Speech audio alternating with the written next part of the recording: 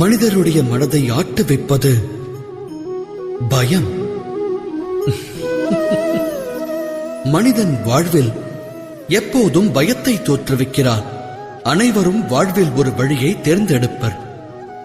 அந்த செயல் கூட மன பயத்தின் அறிகுறியே ஆகும். ஆனால் அந்த பயமானது ஏன் தோன்றுகிறது?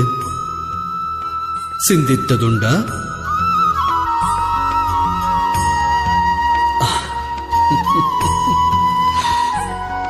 பயத்தின் அர்த்தம் வருங்காலத்தை பற்றிய விபரீதமான கற்பனையே. காலத்தை கட்டுப்படுத்துவது யார்?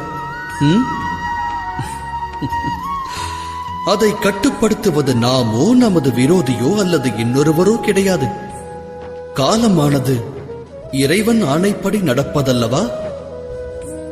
அவ்வாறு இருக்க தமக்கு ஒருவர் இன்னல்களை விளைவிக்க திட்டங்களை வகுப்பார் என்றால் உண்மையில் அவரால் தமக்கு இன்னல் விளைவிக்க இயலுமா? இயலாது.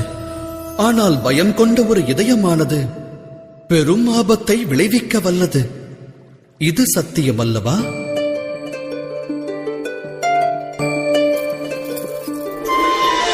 விபரீத வேளையில் பயம் கொண்ட மனது தவறான முடிவை எடுக்கிறது. விபரீதத்தை அது மேலும் வினையாக்குகிறது. ஆனால் நம்பிக்கை கொண்ட மனமானது விபரீத வேளையையும் வெகு இலகுவாக வென்று காட்ட வல்லது. அதாவது மனிதன் தனது இதயத்தில் எந்த விபரீதம் நடக்கக்கூடாது என்று பயத்திற்கு இடமளிக்கிறானோ அது நடக்கிறது. இது உண்மையல்லவா? சிந்தித்து செயலாற்றுங்கள்.